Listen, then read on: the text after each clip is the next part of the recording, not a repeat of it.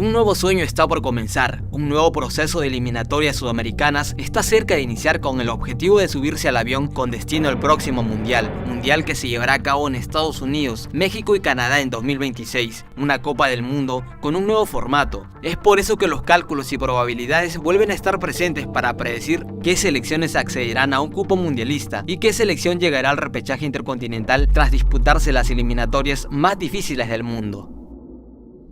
Qatar 2022 ya quedó atrás, es historia, y el mundo del fútbol sigue su marcha y ya pone los ojos en el próximo mundial. En este contexto, las 10 selecciones sudamericanas reinician sus esperanzas para esta vez llegar a Norteamérica en 2026, pero antes habrá que atravesar un difícil camino, las complicadas eliminatorias sudamericanas, aunque algunos consideran que este adjetivo de complicado o difícil ya no aplica para Conmebol debido a los nuevos cambios de la Copa del Mundo, y es que por primera vez contará con un formato renovado de 48 equipos. Esto hace que se incrementen los cupos para cada confederación. La Conmebol, por ejemplo, pasa de 4 plazas y media a 6 plazas y media. Esto la convierte en la confederación con mayor porcentaje de representación, ya que tiene asegurados 6 cupos, lo que equivale al 60% de las selecciones que la componen. Además, existe la posibilidad de clasificar hasta el 70% de sus selecciones en caso de ganar el cupo adicional en el repechaje, un repechaje con un formato renovado, donde participarán 6 selecciones. Ahora, con respecto al formato de las eliminatorias de Conmebol, nada cambiará. Se mantendrá la modalidad de un grupo único, todos contra todos. Cada selección nacional jugará 9 partidos de local y 9 de visitante. Un total de 18 jornadas que se dividen a lo largo de los próximos 3 años, 6 partidos en este año, 6 más en 2024 y los últimos 6 en 2025.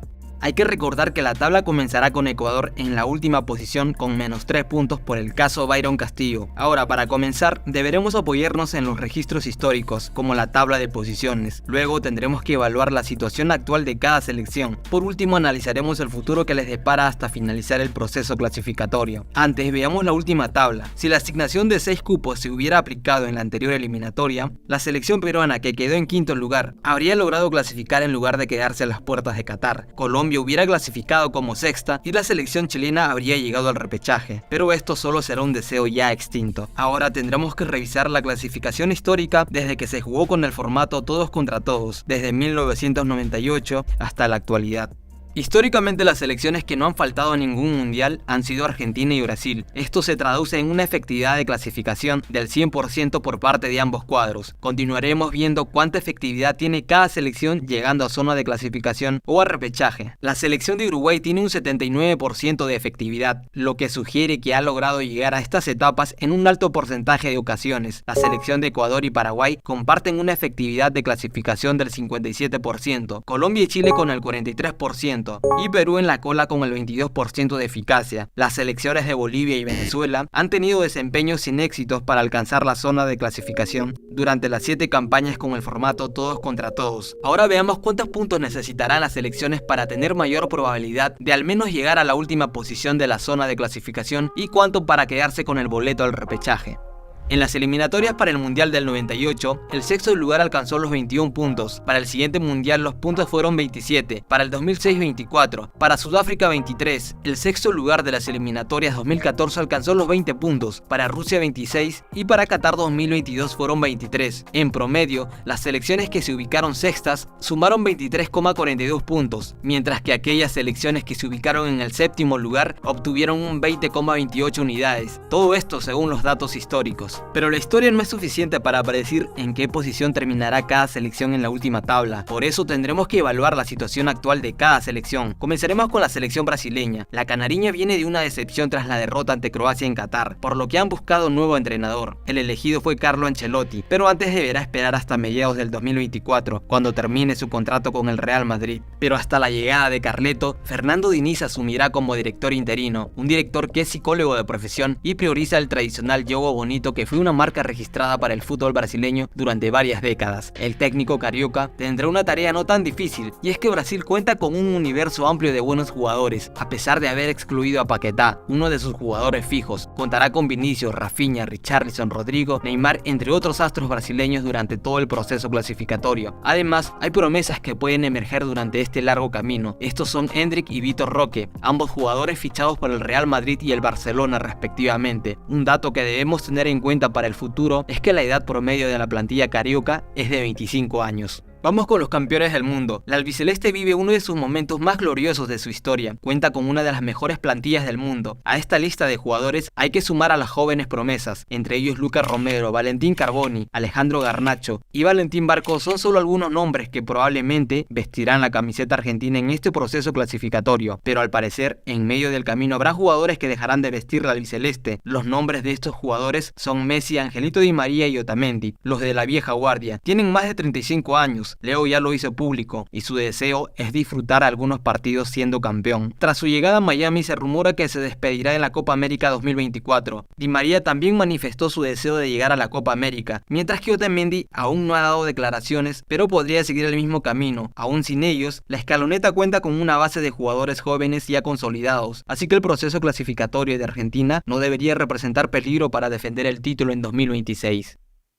Argentina como Brasil son selecciones que tienen bien cubierto todos los puestos, o casi todos, parten como favoritos para quedar en zona de clasificación. Las demás no corren con la misma suerte. Es el caso de la selección peruana, que atraviesa un momento difícil. El plantel con el que comenzará no es el mismo que antes debido a las bajas que ha sufrido y porque la generación que llevó a la bicolor a Rusia 2018 sigue siendo relevante a pesar de su edad. Un ejemplo es Paolo Guerrero, quien está cerca de cumplir los 40 años. La dirección técnica todavía ve la necesidad de convocarlo, ya que no hay delanteros de jerarquía que puedan acompañar o reemplazar a Gianluca Lapadula en caso de lesión. Las figuras principales de la plantilla están cerca de jubilarse y encontrar jóvenes jugadores con proyección que puedan formar parte del plantel es un desafío exigente. Es por eso que la blanquirroja tiene una misión importante: repatriar futbolistas del extranjero de origen peruano, buscando repetir el caso de Gianluca Lapadula. Pero esta no es la única tarea. En una entrevista, el ex técnico de Perú, el Tigre Gareca, lanzó un dardo contra el fútbol incaico. Expuso las carencias deportivas apuntando que la infraestructura deportiva se quedó en el tiempo. El deporte acá no tiene absolutamente nada que ver. No les interesa directamente, no les importa. Eso sí para mí es una preocupación. El proyectarnos al futuro resulta oscuro si la situación continúa en la misma línea.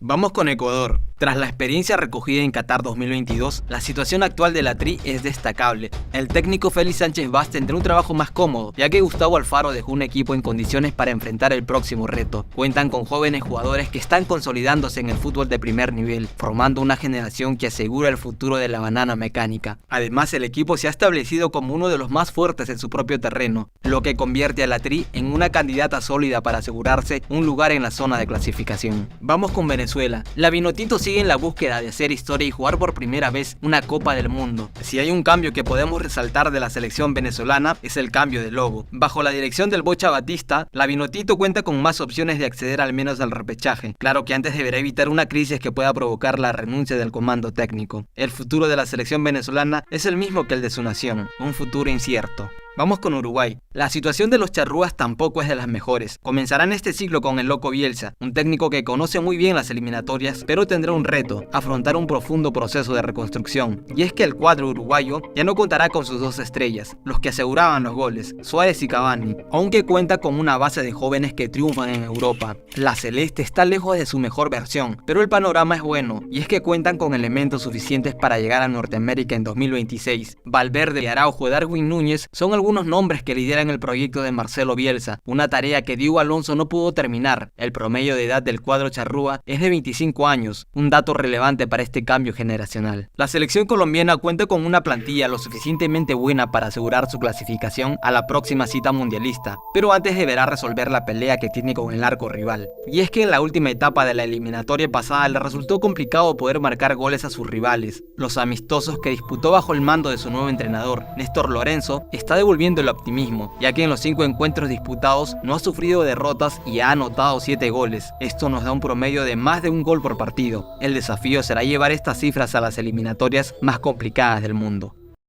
La Roja atraviesa una situación similar a la de Perú, con diferencia de que su generación dorada aún sigue siendo relevante a nivel de clubes. A pesar de que este grupo tiene más de 35 años, esta base de jugadores experimentados es importante para los planes de Berizzo, pero con una excepción, y es que Claudio Bravo no iniciará las eliminatorias porque aparentemente las relaciones entre el guardameta y el técnico están rotas. Todo apunta a que la Roja terminará las eliminatorias con una nueva generación en su mayoría, lo que llevará a Eduardo Berizzo a verse obligado a dar más oportunidades a los jóvenes. porque es poco probable que Vidal, Alexis Sánchez, Charles Aránguiz, Gary Medel, Eugenio Mena y Eduardo Vargas, estando cerca de los 40 años, puedan mantener el mismo nivel competitivo.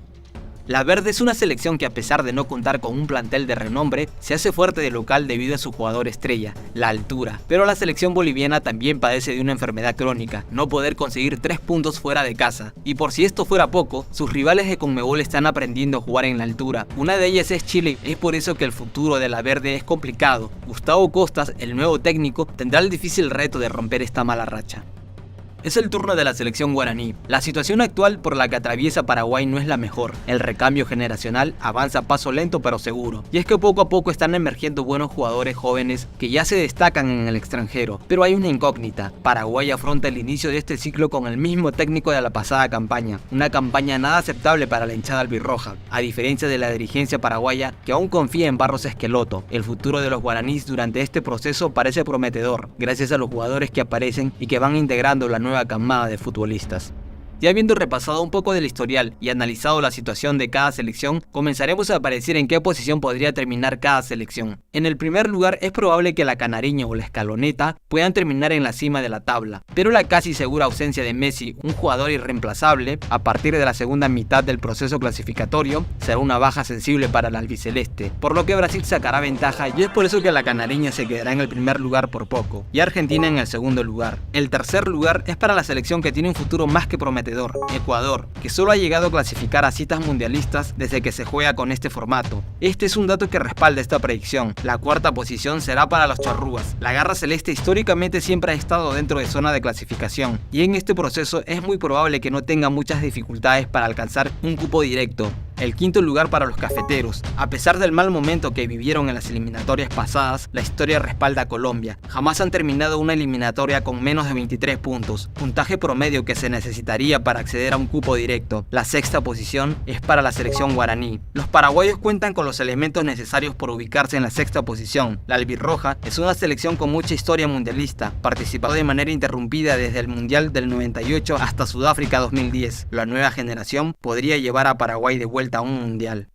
La séptima posición significa el boleto de la repesca, y aquí todo se complica más, porque las selecciones que pelearán por este lugar atraviesan un momento difícil. Será una pelea de mancos. Antes vayamos por la 10ª y 9ª posición. La selección boliviana solo una vez llegó al 7º lugar, fue para Corea-Japón 2002. Logró 18 puntos, que actualmente seguían escasos para llegar al puntaje promedio. A diferencia de esta en las demás eliminatorias, ha terminado 9º o 10º, un historial pobre. La actualidad de la Verde hace indicar que terminará en la cola nuevamente. El 9º lugar probablemente será para la Vinotinto. A pesar de los esfuerzos que realiza para destacarse, la crisis que vive el país de Venezuela extiende sus ramas hasta el ámbito deportivo. Ahora sí, retomemos la disputa del boleto a la repesca. Solo nos quedan Perú y Chile, dos selecciones que enfrentan desafíos similares. Ambas necesitan un proceso de renovación generacional, y a falta de encontrar jóvenes reemplazos, se han visto en la tarea de repatriar futbolistas de sus países de origen. Es el caso del ítalo peruano Gianluca Lapadula y del inglés Benjamin Brereton, que juega para Chile. Si hay algo que puede inclinar la balanza, es la historia. La selección de Perú solo ha podido alcanzar la repesca en 2 oportunidades, mientras que la Roja alcanzó zona de clasificación directa en 3 ocasiones. Otro aspecto importante es la crisis institucional que arrastra el fútbol peruano por años. Los líderes a cargo no tienen la capacidad para llevar a cabo una gestión adecuada y eficiente. Son estos los motivos que nos hacen pensar que la selección chilena alcanzará el 7º lugar, el boleto a repechaje.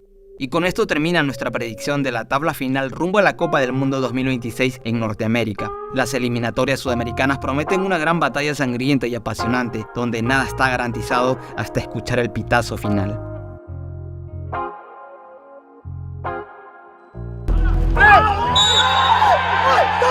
¡Ay,